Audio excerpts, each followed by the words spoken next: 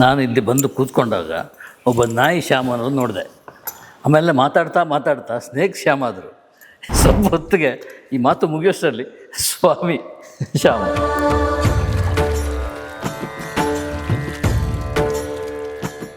ಮೋಹ ಆಸೆ ಅದೆರಡು ಬಿಟ್ಟರೆ ಮಾತ್ರ ಸನ್ಯಾಸ ಆಗೋದು ಅಂತ. ಕಾಮ ಮೋಹ ಅಲ್ಲ, ಅಲ್ಟಿಮೇಟ್ ಆಗಿ. ಹೌದು, ಮೋಹ ಆಸೆ ಹಾಂ, ಬಿಡಲೇಬೇಕು.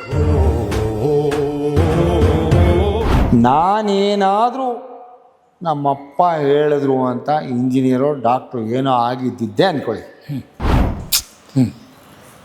ಇವತ್ತು ಕಾಸರಗೋಡು ಗಣೇಶ್ ನನ್ನ ಇಂಟರ್ವ್ಯೂ ಮಾಡ್ತಿರ್ಲಿಲ್ಲ. ಬಂದು ಸೋಫಾದಲ್ಲಿ ಮಲ್ಕೊಂಡ್ರು. ನಾನು ಈಗ ಕೂತ್ಕೊಂಡಿದ್ದೆ, ನನ್ನ ತೊಡೆ ಮೇಲೆ ಅವರು ತಲೆ ಇಟ್ಟರು. ಕಣ್ಣೀರು ಬರ್ತಾ ಇತ್ತು. ವಿಷ್ಣುವರ್ಧನ್ ಹೆಸರು ಹೇಳಿದ ಕೂಡಲೇ ಕಣ್ಣು ಇದು ಮಾಡ್ತಾರೆ.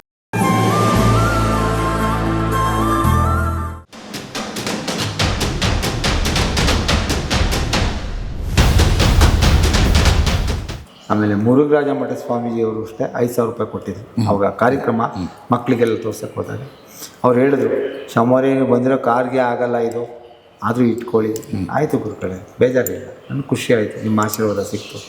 ಎಲ್ಲ ಸ್ವಾಮಿಗಳ ಆಶೀರ್ವಾದ ನನ್ನ ಮೇಲಿದೆ ಗುರುಗಳೇ. ಸುತ್ತೂರು ಸ್ವಾಮಿಗಳು ಅಷ್ಟೇ, ನಮ್ಮ ಬಾಲಗಂಗಾಧರ ಸ್ವಾಮಿಗಳು ಅಷ್ಟೇ, ಆಮೇಲೆ ಮುರುಘರಾಜ ಮಠ ಸ್ವಾಮಿ, ಬೇಬಿ ಮಠ ಸ್ವಾಮೀಜಿ, ನಮ್ಮ KR ನಗರ ಆಲ್ಮತ ಸ್ವಾಮೀಜಿ, ಎಲ್ಲ ಜಾತಿಯವರ ಒಂದು ಆಶೀರ್ವಾದ ನನ್ನ ಮೇಲಿದೆ. ಎಲ್ಲರೂ ಪರಿಪೂರ್ಣವಾಗಿ ಆಶೀರ್ವಾದ ಮಾಡ್ತಾರೆ, ಒಳ್ಳೆ ಕೆಲಸ ಮಾಡ್ತಿದ್ದೀರ ಮಾಡಿ ಅಂತ. ಹಾಗೂ ಎಲ್ಲ ರಾಜಕಾರಣಿಗಳು, ಎಲ್ಲ ಪಕ್ಷದವರು ನನ್ನ ಜೊತೆ ಚೆನ್ನಾಗಿದ್ದಾರೆ, ಎಲ್ಲರೂ ಪ್ರೀತಿಯಿಂದ ಇದ್ದಾರೆ. ಯಾಕೆ ಪ್ರೀತಿಯಿಂದ ಇದ್ದಾರೆ? ನಾವು ಪ್ರೀತಿಯಿಂದ ಇದ್ದೀವಿ, ಅವರು ನಮ್ಮ ಜೊತೆ ಪ್ರೀತಿಯಿಂದ ಇದ್ದಾರೆ. ಏನೇ ಮಾಡಬೇಕಾದ್ರೂ ಪ್ರೀತಿಯಿಂದ ಮಾಡಬೇಕು. ನಾನು ಇದಕ್ಕೆ ಹೋಗಿದ್ದೆ ಗುರುಗಳೇ, ಪ್ರಯಾಗ್ರಾಜ್ಗೆ ಹೋಗಿದ್ದೆ. ಅವಾಗ ಬನ್ಕಂಡೆ ಬಾಬಾ ಅಂತ ಅವ್ರು ಇದ್ದಾರೆ, ನಮ್ಮ ನಿರ್ಮಲಾ ಅವ್ರು ಹೇಳಿದ್ರು ಅಲ್ಲಿ ಹೋಗಿ ಅಂತ. ಅಲ್ಲಿದ್ದೆ.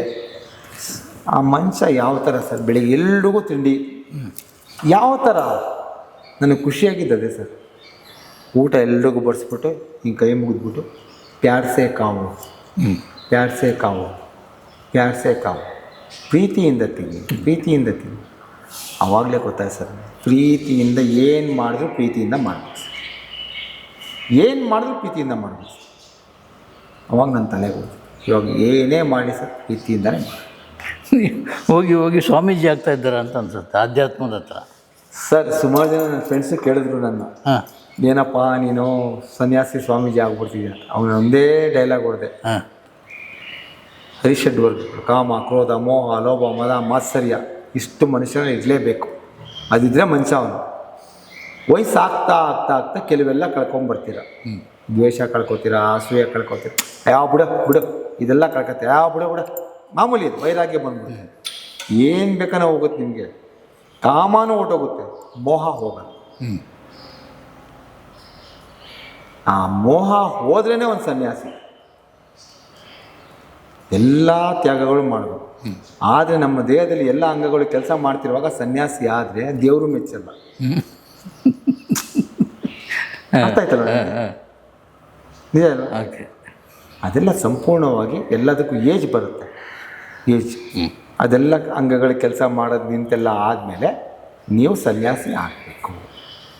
ಆವಾಗ ನಿಮ್ಮ ಕೆಲಸ ಏನು, ನಿಮ್ಮ ಅನುಭವಗಳನ್ನು ಒಳ್ಳೆ ರೀತಿಯ ಬದುಕೋದು ಯಾವ ಥರ ಅನ್ನೋದನ್ನ ನೆಕ್ಸ್ಟ್ ಪೀಳಿಗೆಗೆ ಹೇಳ್ತಾ ಬರಬೇಕು. ಅವಾಗ ಕೇಳ್ತಾರವರು, ನಿಮ್ಗೆ ಯಾಕೆ ಗೊತ್ತಾಯ್ತು? ನನಗೇನು ಗೊತ್ತಿಲ್ಲಪ್ಪ, ನನಗೆ ಅನುಭವ ಆಗಿರೋದನ್ನ ನಿನಗೆ ಹೇಳ್ತಾ ಇದ್ದೀನಿ. ನಾನು ಈ ಥರ ಮಾಡಿದೆ ಹಾಳಾದೆ, ನೀನು ಆ ಥರ ಮಾಡಬೇಡ ಹಾಳಾಗಬೇಡ. ನಾನು ಈ ಥರ ಮಾಡಿದೆ ಒಳ್ಳೇದಾಗುತ್ತೆ, ನೀನು ಈ ಥರ ಮಾಡು ಒಳ್ಳೇದಾಗುತ್ತೆ. ಈ ಥರ ಹೇಳ್ತಾ ಹೋದ್ರು. ಎಲ್ಲ ಬಿಡ್ತಾರೆ ಗುರುಗಳೇ. ಸಾಯೋ ಟೈಮಲ್ಲೂ ಆಸೆ ಇಟ್ಕೊಂಡು ಸಾಯ್ತಾರೆ. ಏನು ನಿಮ್ಮ ಕೊನೆ ಆಸೆ ಅಂತ ಕೇಳಿ ಸ್ವರ್ಗಕ್ಕೆ ಹೋಗ್ಬೇಕು ಅಂತ. ಸಾಯೋ ಟೈಮಲ್ಲೂ ಸ್ವರ್ಗಕ್ಕೆ ಹೋಗ್ಬೇಕು ಅಂತ ಆಸೆ. ಮನುಷ್ಯ ಏನು ಬೇಕಾದ್ರೆ ಬಿಡ್ತಾನೆ, ಮೋಹ ಮತ್ತು ಆಸೆ ಬಿಡಲ್ಲ. ಅದೆರಡು ಬಿಟ್ಟ ಮೇಲೇ ಅವನು ಪರಿಪೂರ್ಣ ಸನ್ಯಾಸಿ ಆಗೋದು, ಇಲ್ಲಾಂದರೆ ಸನ್ಯಾಸಿ ಆಗ. ಮೋಹ ಆಸೆ ಅದೆರಡು ಬಿಟ್ಟರೆ ಮಾತ್ರ ಸನ್ಯಾಸ ಆಗೋದು ಅಂತ. ಕಾಮ ಮೋಹ ಅಲ್ಲ, ಅಲ್ಟಿಮೇಟ್ ಆಗಿ. ಹೌದು, ಮೋಹ ಆಸೆ ಬಿಡಲೇಬೇಕು. ಅದು ಬಿಡದೆ ನೀವು ಸನ್ಯಾಸಿ ಆಗಲ್ಲ. ಬಿಡಕ್ಕೆ ಆಗಲ್ಲ, ಮೋಹ ಬಿಟ್ಬಿಡ್ತಾನೆ. ನಾನೆಲ್ಲ ಬಿಟ್ಬಿಟ್ಟಿದ್ದೀನಿ ಅಂದಾಗ, ಒಂದು ತಂದಾಗ್ತಾನೆ ಅವನು. ಮಕ್ಕಳ ಮೇಲಿನ ಮೋಹ ತರ್ತಾನೆ, ಹೆಂಡತಿ ಮೇಲಿನ ಮೋಹ ತರ್ತಾನೆ, ಮೊಮ್ಮಕ್ಕಳ ಮೇಲೆ ಮೋಹ ತರ್ತಾನೆ, ತಿರ್ಗಿ ಉಟ್ಕೋತಲ್ಲ. ಸನ್ಯಾಸಿಯಾಗಿ ಹೊರಟಿರೋನ್ಗೆ ಮೊಮ್ಮಗು ಬಂದು ತಾತ ತಾತ ಅಂದಾಗ ಸನ್ಯಾಸತ್ವಕ್ಕಿಂತ ಮೊಮ್ಮಗು ದೊಡ್ಡದಾಗುತ್ತೆ. ಸನ್ಯಾಸತ್ವ ದೊಡ್ಡದಾಗುತ್ತೆ, ಸನ್ಯಾಸತ್ವಕ್ಕಿಂತ ಮೊಮ್ಮಗು ದೊಡ್ಡದಾಗುತ್ತೆ. ಅವಾಗ ಅಯ್ಯೋ ಬಿಡು ಮೊಮ್ಮಗು ಜೊತೆ ಆಟ ಆಡ್ಕೊಂಡಿರೋಣ, ಮೋಹ. ಈಗ ವೃದ್ಧಾಶ್ರಮ, ಅಲ್ಲೊಂದು ಅಮ್ಮ ಅಡ್ಮಿಟ್ ಆಗಿರ್ತಾಳೆ. ಅವಳಿಗೆ ಪೆನ್ಷನ್ ಬರ್ತಿರುತ್ತೆ. ಇವತ್ತು ಪೆನ್ಷನ್ ಗೊತ್ತಲ್ಲ, 40-50 ಸಾವಿರ ಬರ್ತಿರುತ್ತೆ. ಅವಳನ್ನು ನೋಡ್ಕೊಳ್ಳೋಕೆ ಒಂದು ಅಮ್ಮ ಇರ್ತಾಳೆ. ಆ ಅಮ್ಮ ಅವಳು ಆರೈಕೆ ಮಾಡ್ತಿರ್ತಾಳೆ. ತೊಳಸೋದು, ಮಾಡೋದು, ಊಟ ಮಾಡಿಸೋದು, ಎತ್ತಿಡೋದು, ಡೈಪರ್ ಹಾಕೋದು ಎಲ್ಲ ಮಾಡ್ತಿರ್ತಾಳೆ. ಅವಳಿಗೆ ಮಗು ಇರುತ್ತೆ. ಅಮ್ಮೋರೆ ನನ್ನ ಮಗು ಸ್ಕೂಲಿಗೆ ಸೇರಿಸ್ಬೇಕೇನ, ಸಹಾಯ ಮಾಡಿ ಅಮ್ಮೋರೆ.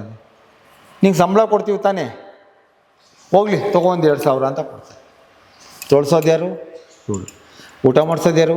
ಇವಳು. ಸ್ನಾನ ಮಾಡಿಸೋದು ಯಾರು? ಇವಳು. ಮೈಕೈ ನೋವು ಎಣ್ಣೆ ಹಚ್ಚೋದು ಯಾರು? ಇವಳು. ಅರ್ಥ ಆಯ್ತಲ್ವ? ಫುಲ್ ಕೇರ್ ಟೇಕರ್ ಯಾರು? ಈ ಅಮ್ಮ ನೋಡ್ಕೊತಿರ್ತಾಳೆ. ಅಮ್ಮವರೇ ನನ್ನ ಮಗಳು ಮದುವೆ ಅಮ್ಮನವ್ರೆ. ಏನೇ ಸರಿ ತಾನೇ ಮಗು ಸ್ಕೂಲ್ ಅಂದೆ, ಈಗ ತಾನೇ ನೀನು ಮಗಳು ಮದುವೆ ಅಂತ ಹೋಗ್ಲಿ ಒಂದು 10,000 ಕೊಡ್ತೀನಿ ತಗೋ. ಅದೇ ಅವ್ರ ಮೊಮ್ಮಕ್ಕಳು ಅಮೇರಿಕಾದೆಲ್ಲೋ ಇರ್ತಾರೆ. ಅವ್ರಿಗೆ ದುಡ್ಡು ಬೇಡ, ಅವ್ರಿಗೆ ದುಡ್ಡು ಬೇಡ. ನೀಡಿರೋದು ಯಾರು ದುಡ್ಡು? ಇವಳು ನೋಡ್ಕೊತಿರೋಳಿಗೆ ಇರೋ ದುಡ್ಡು ನೀಡಿರೋದು ಇವಳಿಗೆ. ಇವ್ರೇನು ಮಾಡ್ತಾರೆ, ಮೊಮ್ಮಕ್ಕಳು ಬಂದಿದ ತಕ್ಷಣ ಬ್ಯಾಂಕ್ ಹೋಗಿ ತೆಳ್ಕೊಳಕ್ಕಾಗಿ ಹೋಗಿ ಸೈನ್ ಹಾಕಿ ಆ ದುಡ್ಡನ್ನ ಬೇಕಾದಷ್ಟು ದುಡ್ಡಿದೆ ಅವ್ರಿಗೆ ತಗೋ ಅಂತ ಮೊಮ್ಮಕ್ಕಳು ಕೊಡ್ತಾರೆ. ಅದು ಮೋಹ. ನಿಮಗೆ ನಿಜವಾಗ್ಲೂ ಸೇವೆ ಮಾಡ್ತಿರೋರು ಯಾರು? ಈ ಅಮ್ಮ. ನೀಡಿರೋದು ಯಾರಿಗೆ? ಈ ಅಮ್ಮಂಗೆ. ನಾವು ನೋಡಿ ನೀಡಿರೋರು ಕೊಡಲ್ಲ, ಇರೋರಿಗೆ ಕೊಡ್ತೀವಿ. ಆ ಮೋಹ. ಆ ಮೋಹ ಬಿಟ್ಬಿಟ್ಟಿದ್ದಿದ್ರೆ ಈ ಅಮ್ಮ ಇವ್ರಿಗೆ ಹೆಲ್ಪ್ ಮಾಡಿದ್ರು.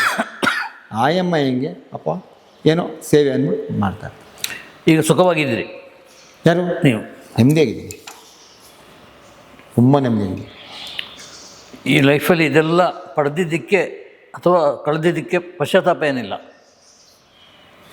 ನಾನು ಏನೋ ಆಗಬೇಕಿತ್ತು, ಈಗ ಆಗ್ಬಿಟ್ಟಿದ್ದೀನಿ ಅಂತ. ನಮ್ಮ ತಂದೆಗೆ ನನ್ನ ಡಾಕ್ಟ್ರು ಮಾಡಬೇಕು ಅಂತ ಆಸೆ ಇತ್ತು, ಅಥವಾ ಇಂಜಿನಿಯರ್ ಮಾಡಬೇಕು ಅಂತ ಆಸೆ ಇತ್ತು. ನಾನೇ ಹೊಟ್ಟೆ ಸೂಲಂಗಿ ಉಟ್ಕೊಂಡಂಗೆ ಉಟ್ಕೊಂಡೆ. SLC ಫೇಲ್ ಆದೆ, PUCನೂ ಫೇಲ್ ಆದೆ. ಆಮೇಲೆ ITI ಪಾಸ್ ಆಯಿತು. ನನ್ನ ಹಣೆ ಬರೋ ಆಟೋ ಓಡಿಸ್ಬೇಕು ಅಂತ ಬರ್ದಿತ್ತು. ನಾನೇನಾದರೂ ನಮ್ಮಪ್ಪ ಹೇಳಿದ್ರು ಅಂತ ಇಂಜಿನಿಯರೋ ಡಾಕ್ಟ್ರು ಏನೋ ಆಗಿದ್ದಿದ್ದೆ ಅಂದ್ಕೊಳ್ಳಿ. ಇವತ್ತು ಕಾಸರಗೋಡು ಗಣೇಶ್ ನನ್ನ ಇಂಟರ್ವ್ಯೂ ಮಾಡ್ತಿರ್ಲಿಲ್ಲ. ಬೇರೆ ಸಾಧನೆ ಮಾಡ್ತೀರಪ್ಪ. ಏನು ಮಾಡ್ತಿದ್ದೆ? ಇಂಜಿನಿಯರ್ ಆಗ್ತಿದ್ದೆ, ಡಾಕ್ಟರ್ ಆಗ್ತಿದ್ದೆ, ಹೆಂಡತಿ ಮಕ್ಕಳ ಜೊತೆ ರೌಂಡ್ ಹೊಡ್ಕೊಂಡು ಇರ್ತಿದ್ದೆ, ಹೋಟ್ಲು ಪಾಟ್ಲು ಅಂದ್ಕೊಂಡು ಟೂರ್ ಹೊಡ್ಕೊಂಡು ಇರ್ತಿದ್ದೆ. ನನ್ನ ಸಂಸಾರಕ್ಕೆ ನಾನು ಸೀಮಿತ ಆಗಿಬಿಡ್ತಿದ್ದೆ. ಸೊಸೈಟಿಗೆ ಏನು ಯೂಸ್ ಆಗ್ತಿರ್ಲಿಲ್ಲ.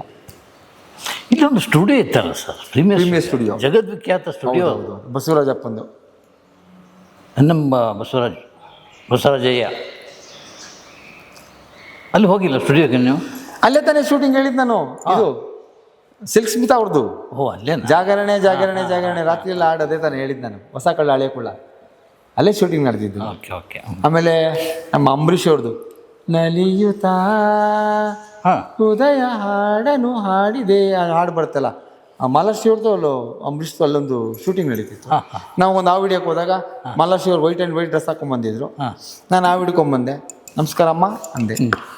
ನಮಸ್ಕಾರ ತಾವು ಅಂದೆ. ಅಮ್ಮ ಶ್ಯಾಮ್ ಅಂತ, ಸ್ನೇಕ್ ಶ್ಯಾಮ್ ಅಂತ ಒಂದು ಹಾವು ಬಂದಿತ್ತು, ಅಮ್ಮ ಬಂದಿದ್ದು. ಓಹ್ ತುಂಬ ಖುಷಿ ಆಯಿತು. ಅವ್ರ ಪಾಡಿಗೆ ಹೋಗೋದು. ನನ್ನೊಂದು ಸಿಸ್ಟಮ್ ಇದೆ. ಶಿವರಾಜ್ ಕುಮಾರ್ ಆದರು, ರವಿಚಂದ್ರನ್ ಅವರಾದರು, ದರ್ಶನ್ ಅವರಾದರು, ನಮ್ಮ ದುನಿಯಾ ವಿಜಯಣ್ಣ ಅವರಾದರು, ನಮ್ಮ ಸುದೀಪಣ್ಣ, ಯಾರೇ ಮೈಸೂರಿಗೆ ಬಂದು, ಆಮೇಲೆ ನಮ್ಮ ಇವರು ನಮ್ಮ ಶೋಭರಾಜ್ ಎಲ್ಲ ನಮ್ಮ ಫ್ರೆಂಡ್ಸೇ ಅಲ್ವಾ. ಈ ಥರ ಹೋದಾಗ ಶೂಟಿಂಗ್ ನಡೀತಿದ್ದಾಗ ನಾವು ಡಿಸ್ಟರ್ಬ್ ಮಾಡೋಕ್ಕೆ ಹೋಗಲ್ಲ. ದೂರದಲ್ಲಿ ಎಲ್ಲೋ ನಿಂತಿರ್ತೀನಿ, ಬ್ರೇಕ್ ಇದ್ದಾಗ ಮಾತ್ರ ಮಾತಾಡ್ಸ್ಕೊಂಬರ್ತೀನಿ.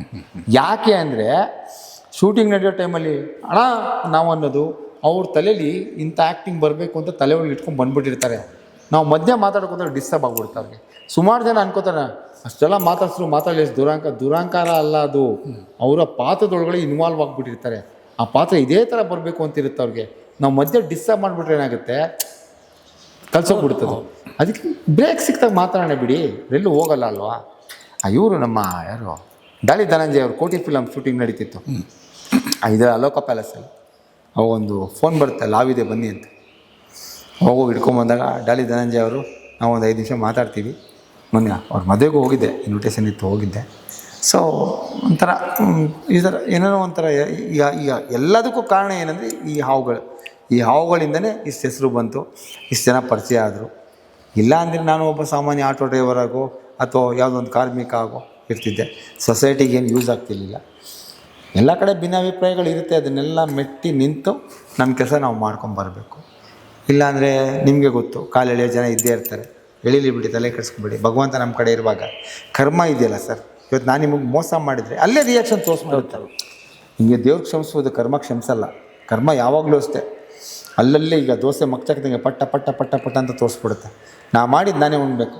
ಆ ಥರ ಈಗ ನಾನು ನಿಮಗೆ ಕೆಟ್ಟದ್ದು ಬಯಸಿದ್ರೆ ನನಗೆ ಕೆಟ್ಟದ್ದು ಬಯಸೋಕೆ 10 ಜನ ಭಗವಂತ ಉಳಿಸಿರ್ತಾನೆ. ಬೇಡ ಸರ್, ಭಗವಂತ ಏನು ಕೊಟ್ಟಿದ್ದಾನೆ ಆ ಕೆಲಸ ನಿಯತ್ತಾಗಿ ಮಾಡ್ಕೊಂಡು ಹೋಗೋಣ.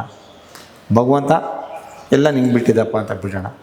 ನನಗೆ ಕೆಟ್ಟದ್ದು ಬಯಸೋರು ಇದ್ದಾರಾ, ಇಲ್ಲಿ ದೇವರಿದ್ದಾನೆ, ನೋಡ್ಕೋತಾನೆ. ಸರ್, ನಾನು ಫೀಲ್ಡಿಗೆ ಬಂದಾಗ ಯಾವ ದೊಡ್ಡ ತಾರೆಯರನ್ನು ಹುಡ್ಕೊಂಡು ಹೋಗಿಲ್ಲ.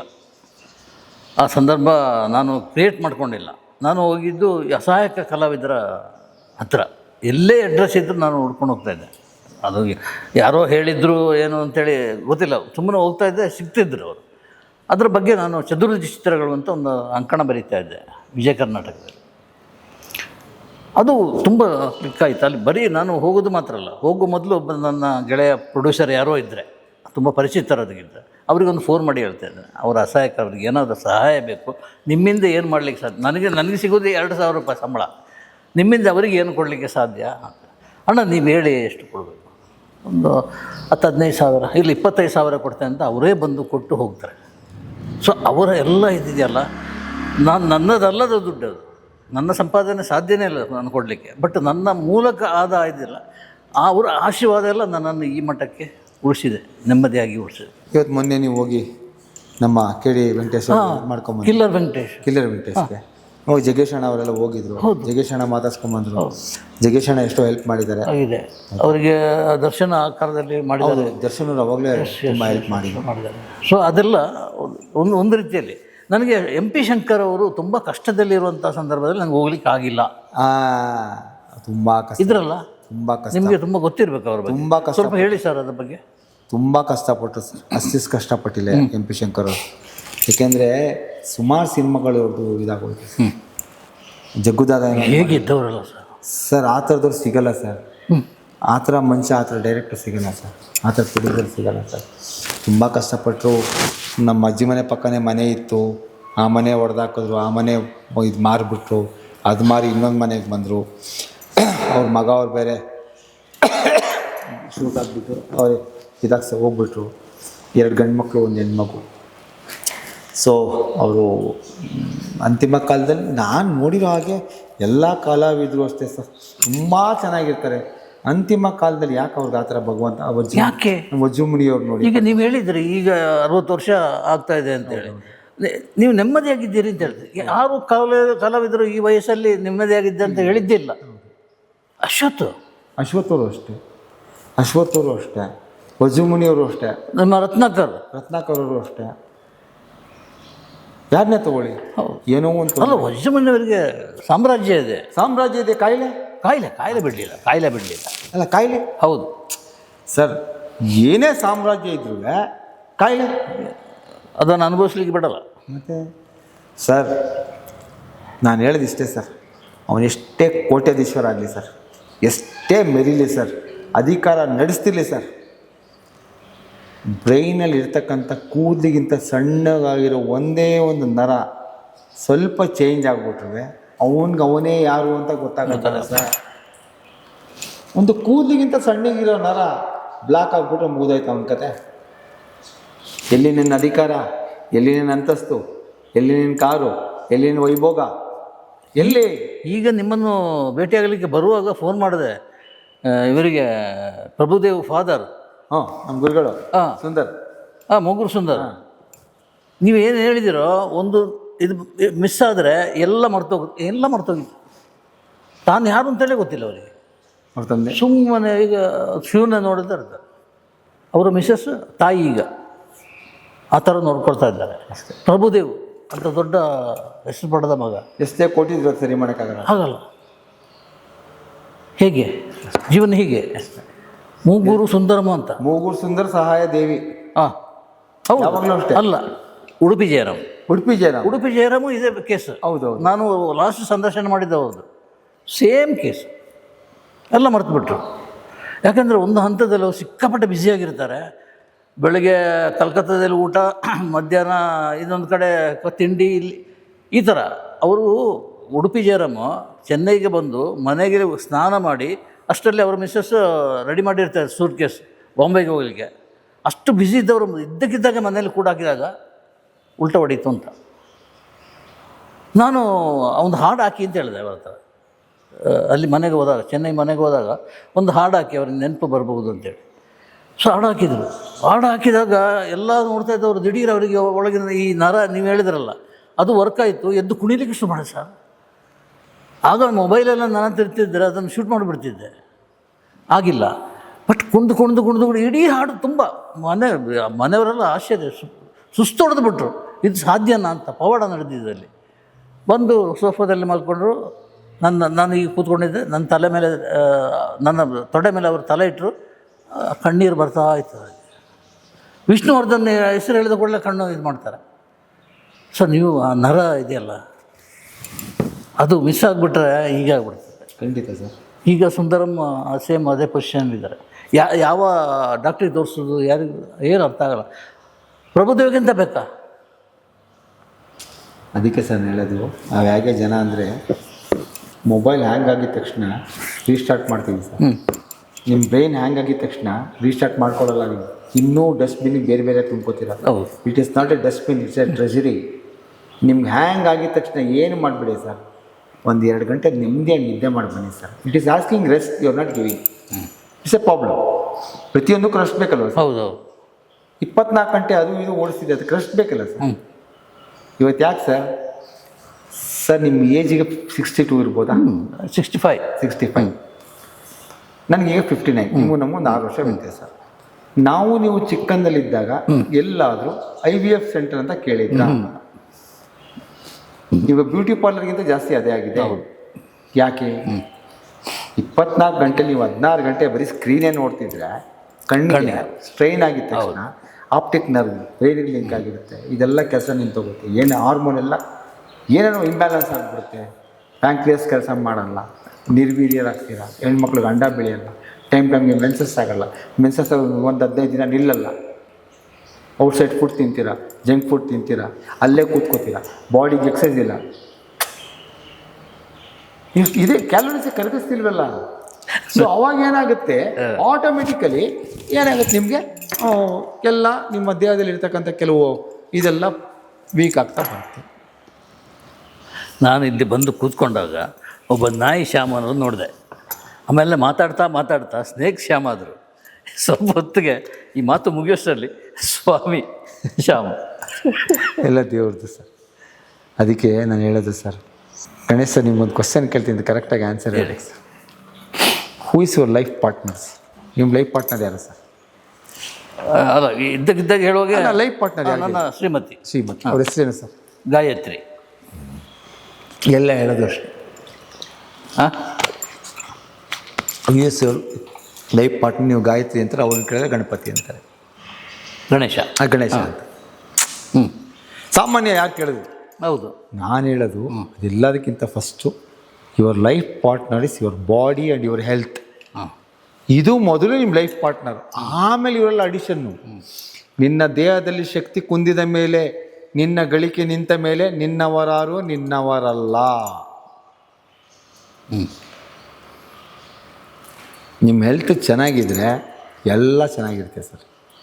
ಹೆಲ್ತ್ ಹೋಗ್ಬಿಡ್ತು ಅಂದರೆ, ಹಿಂದೆ ಹೇಳ್ತಾ ಇದ್ರು ಗೊತ್ತಾ sir, if character is loss everything is last ಅನ್ನೋರು. ಈಗ ನಾನು ಹೇಳೋದೇನು ಗೊತ್ತಾ, if health is loss everything is last and everybody will last. ಈಗ ನಾನು ಚೆನ್ನಾಗಿರೋದಕ್ಕೆಲ್ಲ ಬಂದು ನೋಡ್ಕೊಂಡು ಹೋಗ್ತಾರೆ. ಏನಾರ ಮಲಗಿಬಿಟ್ರೆ ಬಾವನೇ ನೋಡಿ ಅವನ್ನೇ ನೋಡ್ತೇವೆ ಮರ, ಹಾಸಿಗೆ ಮೇಲೆ ಮಲಗಿರ್ತಾನೆ, ಅವ್ನಿಗೆ ಹೋಗಿ ಯಾಕೆ ಡಿಸ್ಟರ್ಬ್ ಮಾಡಬೇಕು, ಸುಮ್ಮನೆ ಬಾ ಮರ ಹೋಗಿ ಎಣ್ಣೆ ಹೊಡಿಯೋಣ ಅಂತಾರೆ. ನಾನು ಚೆನ್ನಾಗಿದ್ದು ಹುಡ್ಕೊಂಬರ್ತಾನೆ. ಯಾವಾಗ ನಾಣ್ಯ ಸೌಕಲಾಗ್ಬಿಡುತ್ತೆ, ಬೆಲೆ ಇರಲ್ಲ. ಅದಕ್ಕೆ ನಾನು ಎಲ್ರಿಗೂ ಹೇಳೋದೇನು ಗೊತ್ತಾ, ನೀವು ದುಡ್ಡು ಕಳ್ಕೊಂಡ್ರೂ ಪರವಾಗಿಲ್ಲ, ಆರೋಗ್ಯ ಮಾತ್ರ ಕಳ್ಕೊಬೇಡಿ. ಆದಷ್ಟು ಸರ್ 65 ವರ್ಷ ಆದರೂ ಗಣೇಶ್ ಆ್ಯಕ್ಟಿವ್ ಆಗಿದ್ದಾರೆ ಅಂದರೆ ಈಸ್ ಯಂಗ್. 25 ವರ್ಷದವನು ಏನು ಕೆಲಸ ಮಾಡದೆ ಸೋಂಬೇರಿತನ ಕೂತಿದ್ದಾರೆ ಅಂದರೆ ಈಸ್ ಓಲ್ಡ್. ಹೌದು. ಅದಕ್ಕೇ ಯಾವಾಗಲೂ ಆ್ಯಕ್ಟಿವ್ ಆಗಿರಬೇಕು, ಬ್ರೈನ್ಗೆ ಕೆಲಸ ಕೊಡ್ತಿರ್ಬೇಕು, ಬಾಡಿಗೆ ಕೆಲಸ ಕೊಡ್ತಿರ್ಬೇಕು, ಕೆಲಸ ಮಾಡ್ತಿರ್ಬೇಕು. ಸುಸ್ತಾಯ್ತಾ ಒಂದು ಅರ್ಧ ಗಂಟೆ ಮಲ್ಕೋಬೇಕು, ತಿರ್ಗಾ ಕೆಲಸ ಸ್ಟಾರ್ಟ್ ಮಾಡಬೇಕು. ಪ್ರಪಂಚದಲ್ಲಿ ಸೋಂಬೇರಿತನನೇ ಮುದುಕರು ಆಸ್ತಿನೇ ಸೋಂಬೇರಿತನ. ಇವತ್ತು ಒಂದು ಮನೆಗೆ ಆವಿಡಿಯಕ್ಕೆ ಹೋಗಿದ್ದೆ ಇನ್ಕಲಲ್ಲಿ. Is 85 years old. ಒಂದು ಪ್ಲಾಸ್ಟಿಕ್ ಚೀಲಗಳನ್ನ ಮಡಿಸಿಟ್ಟಿದ್ರು. ಎಷ್ಟು ನೀಟಾಗಿ ಮಡಿಸಿಟ್ಟಿದ್ರು ಅಂದರೆ ಅಷ್ಟು ಒಂದು ಇದಾಗಿ ಅವ್ರ ರೂಮು ಅದನ್ನೆಲ್ಲ ಇಟ್ಕೊಂಡಿದ್ರು. ಕೇಳಿದೆ ಎಷ್ಟು ವರ್ಷ ಅಂತ, 85 ವರ್ಷ ಅಂದರು. ಆವಾಗ ಅಂದ್ಕೊಂಡೆ ಕೆಲಸ ಮಾಡ್ತಿರೋದ್ರಿಂದ ಇವ್ರು ಆ್ಯಕ್ಟಿವ್ ಆಗಿದ್ದಾರೆ, ಹೆಂಗಾಗಿದ್ದಾರೆ. ಹೌದು. ಅದಕ್ಕೆ ನಾನು ಎಲ್ರಿಗೂ ಹೇಳಿದ್ದೀನಿ ಗೊತ್ತಾ, ನಿಮ್ಮ life partner is your body and is your health. ಅದನ್ನು ಚೆನ್ನಾಗಿ ಇಟ್ಕೊಂಡ್ರೆ ಆರಾಮಾಗಿರ್ಬೋದು. ಹೆಲ್ತ್ ಚೆನ್ನಾಗಿದ್ದರೆ ನೀವೇ ನಿಮ್ಮ ಕಾರ್ಗೆ ಡ್ರೈವರು. ಹೆಲ್ತ್ ಚೆನ್ನಾಗಿಲ್ಲ ಅಂದರೆ ನಿಮಗೊಬ್ಬ ಡ್ರೈವರ್ ಬೇಕು. ಎಲ್ಲದಕ್ಕೂ ಆಸರೆ ಬೇಕು, ಎಲ್ಲದಕ್ಕೂ ಒಬ್ಬ ಬೇಕೇ ಬೇಕು. ಬೇಡ, ನಮ್ಗೆ ಇನ್ನೊಬ್ರದ್ದು ಇದೇ ಸಪೋರ್ಟ್ ಬೇಡ. ಆರೋಗ್ಯ ಚೆನ್ನಾಗಿ ಇಟ್ಕೊಳ್ಳೋಣ, ಯಾವ್ದು ಸಪೋರ್ಟ್ ಬೇಡ. ಆರಾಮಾಗಿರಿ, ಕೂಲಾಗಿರಿ. ಯಾವಾಗ ಆರೋಗ್ಯ ಕೆಡುತ್ತೆ ನಿಮ್ಮದು ಅಂದರೆ ಇನ್ನೊಬ್ಬರ ಬಗ್ಗೆ ಕೆಡ್ತಾಗ ಚಿಂತೆ ಮಾಡಿದಾಗ, ಇನ್ನೊಬ್ರಿಗೆ ಕೆಟ್ಟದ್ದು ಬಯಸಿದಾಗ, ಇನ್ನೊಬ್ಬರ ಮೇಲೆ ಹೊಟ್ಟೆ ಉರಿ ಪಟ್ಟಾಗ ಆಟೋಮೆಟಿಕಲಿ ನಿಮ್ಮನ್ನು ನೀವೇ ಸುಟ್ಕೊಂಡು ಆರೋಗ್ಯ ಹಾಳು ಮಾಡ್ಕೊತೀರ. ಅವನು ಚೆನ್ನಾಗಿರಲಿ, ನಾನು ಚೆನ್ನಾಗಿರಲಿ. ಅವನು ಚೆನ್ನಾಗಿರೋದ್ರಿಂದ 4 ಜನಕ್ಕೆ ಅನುಕೂಲ ಇದೆ. ಈ ಥರ ಪಾಸಿಟಿವ್ ಥಿಂಗ್ ಮಾಡ್ಕೊಂಬಂದಾಗ ನಮ್ಮ ಆರೋಗ್ಯ ತುಂಬ ನಮ್ಮ ಸಂಸ್ಥೆ ಹೆಸರೇ ಬಿಯಾಂಡ್ ಲಿಮಿಟ್ ಪಾಸಿಟಿವ್. ಹೌದು. ಸೊ ಅವರ ಅಂದರೆ ಬಿಯಾಂಡ್ ಲಿಮಿಟ್ಸ್ ವೀಕ್ಷಕರಿಗೆ ಏನಾದರೂ ನೀವು ಇವರೆಗೆ ಅವ್ರಿಗಾಗಿಯೇ ನಾವು ಮಾತಾಡಿದ್ದು, ಅದಲ್ಲದೆ ಸ್ಪೆಷಲ್ ಆಗಿ ಏನಾದರೂ ಮಾತಾಡೋದಿದೆಯಾ? ನಾನು ಬಿಯಾಂಡ್ ಲಿಮಿಟ್ಸ್ ವೀಕ್ಷಕರಿಗೆ ಹೇಳೋದಿಷ್ಟೇ, ಜೀವನ ತುಂಬ ಚಿಕ್ಕದು. ನಗ್ತಾಯಿರಿ, ನಗಿಸ್ತಾಯಿರಿ, ನಗ್ತಾ ಬಾಳಿ. ಪ್ರೀತಿ ಮಾಡಿ, ಪ್ರೀತಿಯಿಂದ ಎಲ್ಲ ಗೆಲ್ಲಿ. ಪ್ರೀತಿಯಿಂದ ಮಾತ್ರ ಎಲ್ಲನೂ ಗೆಲ್ಲಕ್ಕೆ ಸಾಧ್ಯ. ದ್ವೇಷದಿಂದ ಏನೂ ಗೆಲ್ಲಕ್ಕಾಗಲ್ಲ. ದ್ವೇಷ ಮಾಡಿದ್ರೆ ನೀವು ಹಾಳಾಗ್ತೀರಾ, ಪ್ರೀತಿ ಮಾಡಿದ್ರೆ ಖುಷಿಯಾಗಿರ್ತೀರ. ಪ್ರೀತಿ ಮಾಡಿ ನೋಡಿ. ವಿಷ್ಣುವರ್ಧನ್ ಸರ್ ನಂಗೆ ಯಾವಾಗಲೂ ಹೇಳೋದು, ಕೊಟ್ಟು ನೋಡು, ಅದ್ರ ಮಜಾನೇ ಬೇರೆ ಅಂತ. ನಾನು ಹೇಳೋದಿಷ್ಟೇ, ನಿಮ್ಗೆ ಎಷ್ಟು ಬೇಕು ಅಷ್ಟು ಇಟ್ಕೊಳ್ಳಿ.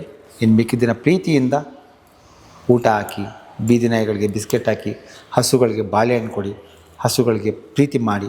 ಆಮೇಲೆ ವೃದ್ಧಾಶ್ರಮಕ್ಕೆ ಹೋಗಿ, ಅನಾಥಾಶ್ರಮಕ್ಕೆ ಹೋಗಿ, ಅಲ್ಲೆಲ್ಲ ನೋಡಿ ಖುಷಿಯಾಗಿರ್ತಾರೆ. ಅವ್ರು ಯಾಕೆ ಖುಷಿಯಾಗಿರ್ತಾರೆ, ಯಾಕೆ ಇರ್ತಾರೆ? ಅವ್ರು ಇನ್ನೊಬ್ಬರ ಬಗ್ಗೆ ಚಿಂತೆ ಇಲ್ಲ, ಇನ್ನೊಬ್ರಿಗೆ ಕೆಟ್ಟದ್ದು ಬಯಸಲ್ಲ. ನೀವು ತೊಗೊಂಡೋಗಿರೋ ಆಹಾರನ ಅವ್ರು ತಿಂತಾರೆ, ಖುಷಿಯಾಗಿ ತಿಂತಾರೆ. ನೀವು ಕೊಡೋ ಆಹಾರ ತಿನ್ನೋಕ್ಕೂ ಮುಂಚೆ ನಿಮ್ಗೊಂದು ಥ್ಯಾಂಕ್ಸ್ ಹೇಳ್ತಾರೆ. ಅನ್ನಪೂರ್ಣೆ ಸದಾಪೂರ್ಣೆ ಶಂಕರ ಪ್ರಾಣವಲ್ಲವೇ ಜ್ಞಾನ ವೈರಾಗ್ಯ ಸಿದ್ಧಿತಂ ಭಿಕ್ಷಾಂದೇಹಿ ಚ ಪಾರ್ವತಿ ಅಂತ ಒಂದು ಮಂತ್ರ ಹೇಳ್ತಾರೆ, ಕೈ ಮುಗಿತಾರೆ, ತಿಂತಾರೆ. ಇವತ್ತು ನನಗೆ ಆಹಾರ ನೀಡಿರ್ತಕ್ಕಂಥ ಇಂಥವ್ರಿಗೆ ಭಗವಂತ ಒಳ್ಳೆಯದಾಗಲಿ ಅಂತ ಕೇಳ್ಕೊತಾರೆ. ಯಾವಾಗ ಅವ್ರು ಒಳ್ಳೆಯದಾಗಲಿ ಅಂತ ಕೇಳ್ಕೊತಾರೆ, ನಮ್ಗೆ ಒಳ್ಳೆಯದಾಗಿ ಆಗುತ್ತೆ. ಆದಷ್ಟು ನಾನು ಹೇಳೋದಿಷ್ಟೇ, ಬಂದಾಗ ಏನು ತಂದಿಲ್ಲ, ಹೋಗ್ತಾ ಏನು ತೊಗೊಂಡೋಗಲ್ಲ. ಮಧ್ಯ ಒಂದು ನಾಟಕ ಆಡ್ತಾಯಿದ್ದೀವಿ. ಈ ನಾಟಕನ ನಾವು ಸುಂದರವಾಗಿ ರೂಪಿಸ್ಕೊಳ್ಳೋಣ, ಖುಷಿಯಾಗಿರೋಣ, ಎಲ್ರಿಗೂ ಖುಷಿ ಕೊಡೋಣ. ನಗಬೇಕು, ನಗಿಸಬೇಕು, ನಗುತ್ತಾ ಬಾಳಬೇಕು. ಅಷ್ಟೇ.